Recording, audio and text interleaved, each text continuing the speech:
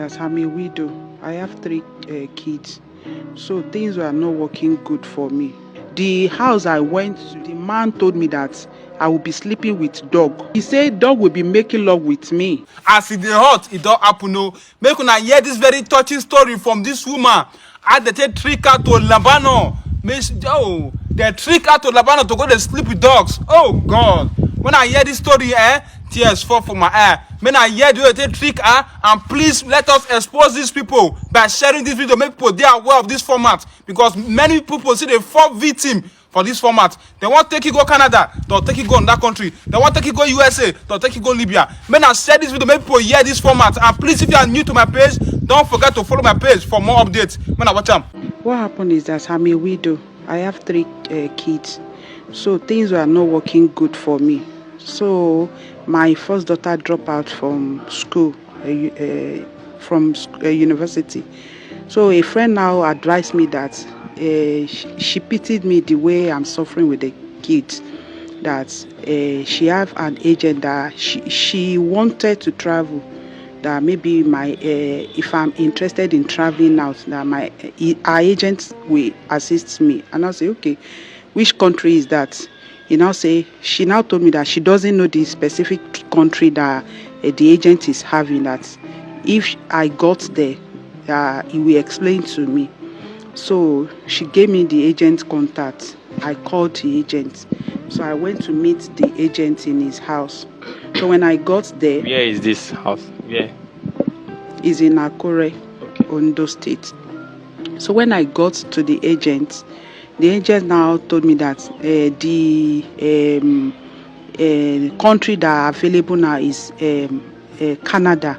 That I will have to give him 1.2 million. And I was like, I'm a widow and I've not been working since my husband died. That there's no way I can see 1.2 million. And I say, okay, I should go and find any amount that I should give it to him. That when I get to Canada, I will be paying him back. And I say, okay, no problem. So I run around, I borrowed money, I sold what I can sold. I shall give him 500,000. So he now did the visa for me. That his money remaining 700,000. I said no problem. So with excitement, I did not check my visa. It was the day I was going. When I got to the airport, I just let me check this my visa to know the specific place that I'm going to. So when I checked the visa, and I found that it is Lebanon visa he did for me. I was crazy. I called him. His line was not going.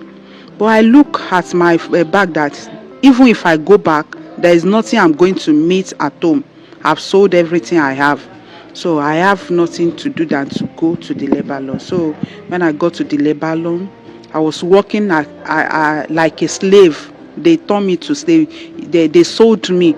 The house I went to, the house I first went to, the man told me that I will be sleeping with dog. And I'll say, no, God forbid. Sleeping with dogs? With dog. So now say you'll be sleeping in the same place as dogs, no, or he said dog will be making love with me. Wow. And I said no, that I'm a Christian, that I can't do such thing. So they locked me in a room. I started shouting, praying to God, because before I proceed to the journey, I prayed, I fasted and prayed. So I started praying, shouting. Those white men, they don't like people shouting. I started shouting that, free me, I want to go home. I can't stay here. I can't stay here. I started shouting, banging at the door. I started shouting. So around 4 p.m., they opened the door. I said, why are you shouting? Are you crazy? I said, I'm not crazy. How can you tell me that I should be sleeping with a dog, will be making love with me? That I can't do that. I'm a child of God.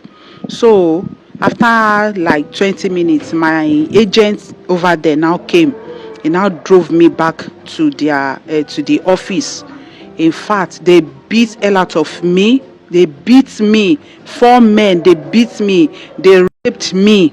4 of them, they raped me. I started crying, shouting. They raped me for almost a month. So when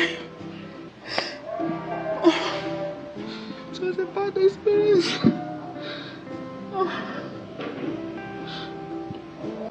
So along the line, a woman came to buy me.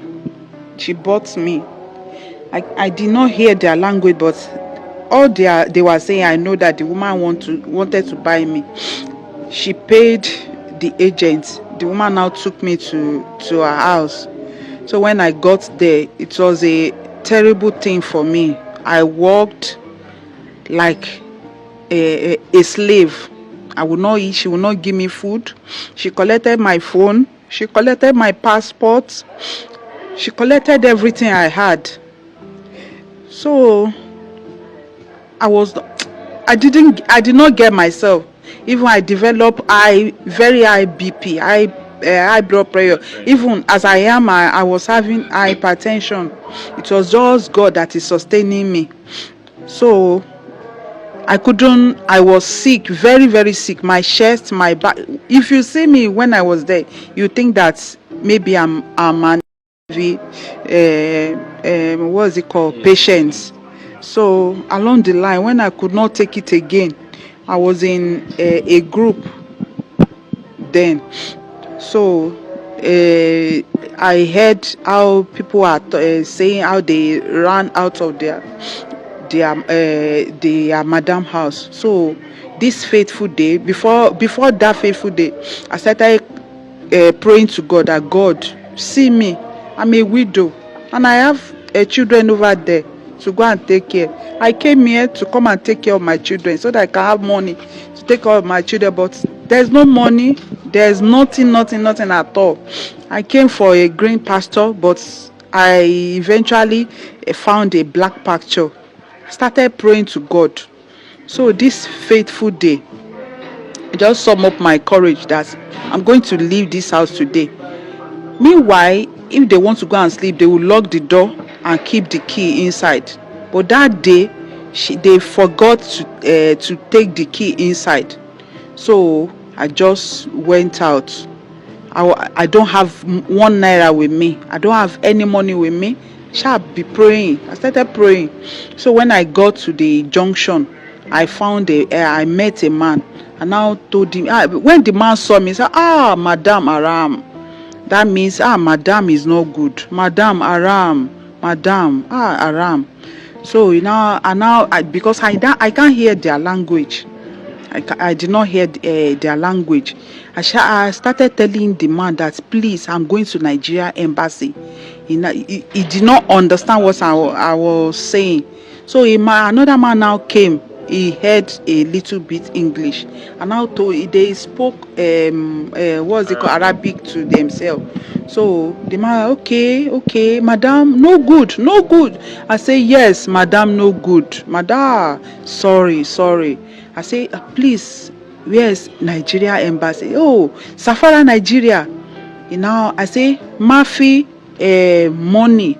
money. Sorry. He gave me money.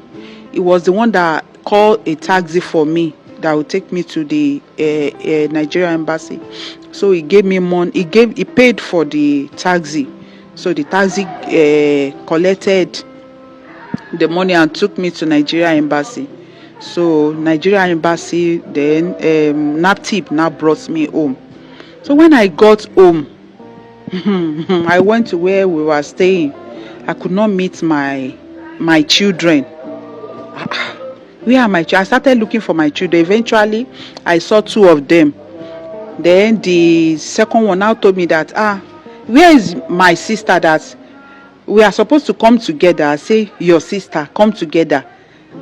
What are you telling me?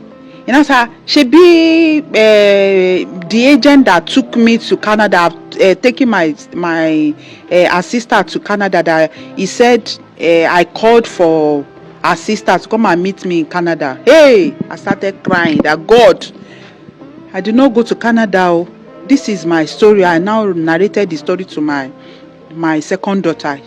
We started crying that, how will I find my daughter?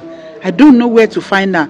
I went to the place that man was staying. He has moved out of the place.